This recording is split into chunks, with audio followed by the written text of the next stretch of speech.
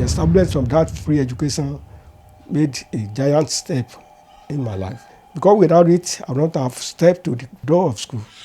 Unfortunately for me, the money 5,000 I brought from that place I gave to my father spent it. I worked for 6 years before I could save money to enable me to travel. I don't know of it. The money I worked for 6 years was stolen.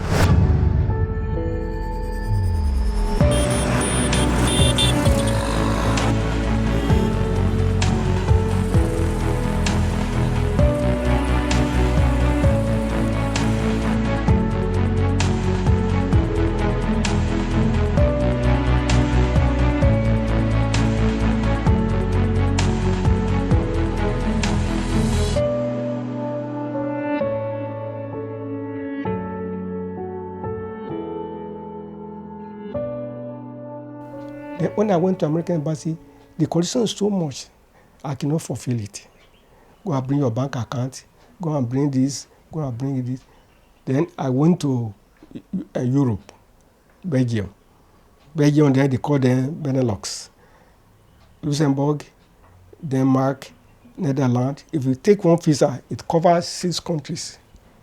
So that's why I traveled to Belgium. They call it Brussels. Belgium is the capital. So I traveled there. Immediately I got there, I went to l'École Supérieure Technical School to learn how to speak French. Before you do anything there, you have to speak French there. So I was in school. A friend of mine I was staying with, I didn't know the place just like this. They had a chair, they have table, they have this thing. I just went out before I came back. They had stolen my passport and my traveler check. The money I worked for 6 years was stolen. So when I came back home, one man just came in, one Frenchman, was asking of my brother. I said, I don't know. I cannot speak French. It was later in the afternoon, somebody came, said, congratulations. Say, Adegbeta has traveled, has crossed over to London. Has taken my money, my passport. A new place, I don't know anybody. I said, okay, God, I'm in your hand. You know what happened? I just came out. I saw one white man stopped. He said, Monsieur, qu'est-ce que tu fais maintenant?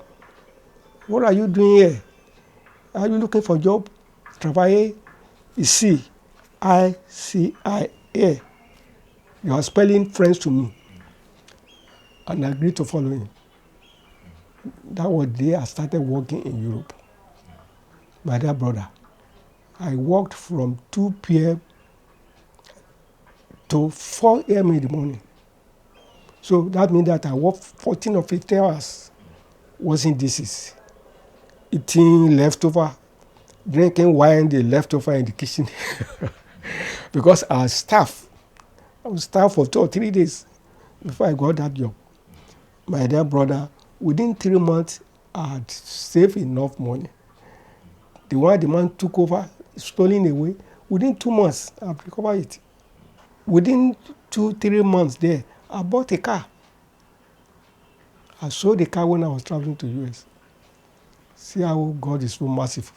If not because of that white man, I would have been deported. Because there's no way I can fend for myself.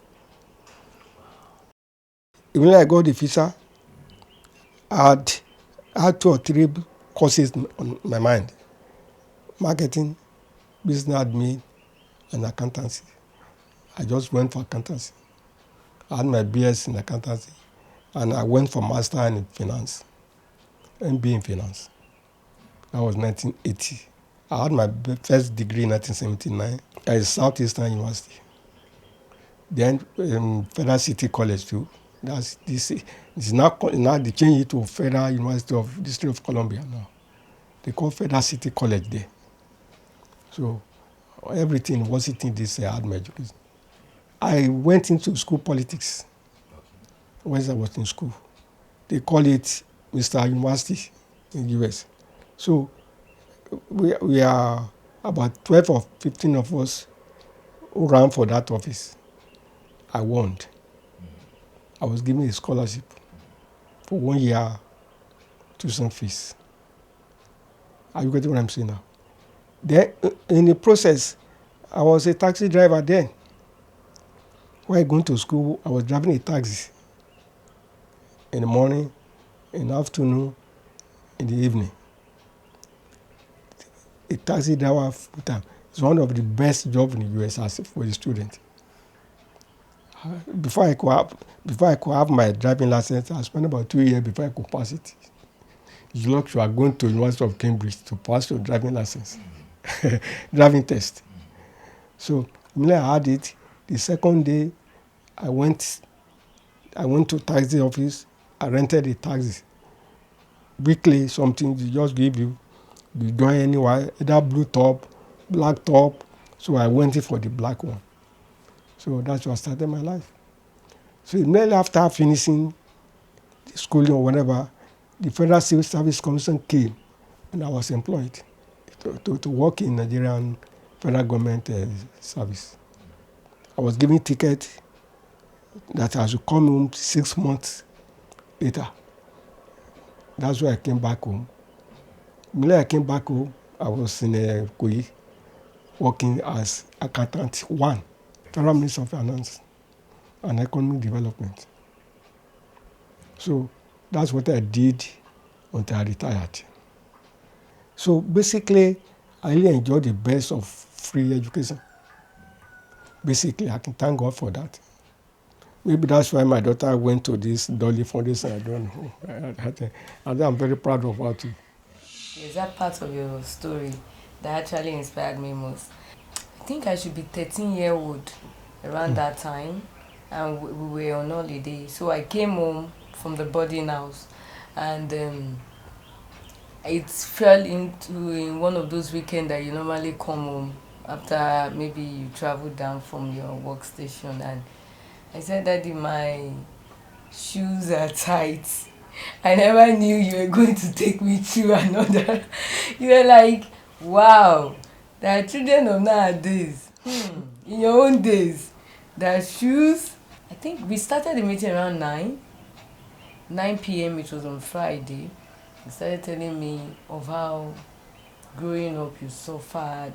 That night, when you were talking, it took me off my need for a shoe to like, there's a need to do more, even though I had no clue of what that particular thing would be. I feel that your story navigated my path. There was something about the way you told me your story that day. It was around 12 o'clock that you finished. It was like few minutes to 12. Mommy came out, I was like, what are you doing here? You people should go and sleep. And by the time she came out, she saw you crying. That really, I've never seen you cry. And exactly 12 o'clock, when you told me, when you finished telling me your life story, you stood up and you said I should kneel down. And you said, no, I don't want you to go through the route I went through. So, aside giving you the gift of education, I am going to give you a gift of prayer. And you prayed your heart that day. You will not know, but I need to let you know that is a story that inspired me and is helping me to inspire more people. In spite of all what you went through, you were able to, create that legacy through your story for me, so that I'll be able to do that with others, to inspire others. So Daddy, thank you so much. I'm really very grateful to you, Yeah. and I know that the cadence in you brought this thing out. But if you are not kind, there's no way you'll be kind to others. And then really, God will be kind to you. Just keep on doing good things, God will reward you. I said it then because I don't have shoes. Normally I don't have anything apart from eating. We don't have nothing to show up. But I know those are the story behind us now. That gives me the courage to tell you that you have to be up and doing. Help yourself and help others. And you have demonstrated that, and I love you for that. Thank you very much. Thank you, Daddy. That's just the word I can say. Hearing that, saying a story again, is inspiring me to do more. And I believe for everyone that have listened to this short clip also feel the same way. You now know the reason why we are doing what we're doing in Dolly Children and why we can never be tired.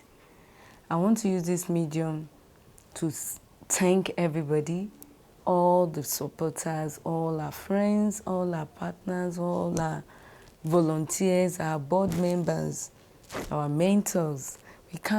I can't thank you all enough, and I can't begin to mention names here, but really, you've all been amazing.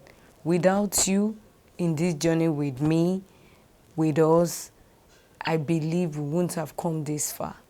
And I thank you because I believe together with you and me and everyone else, and particularly the children, will keep inspiring everybody to keep inspiring others till we break the circle and the chains of poverty and ensure that no child is left behind. I look forward to working with you all, to doing more, to keep the dreams of these children alive. Thank you so much, and happy anniversary to us.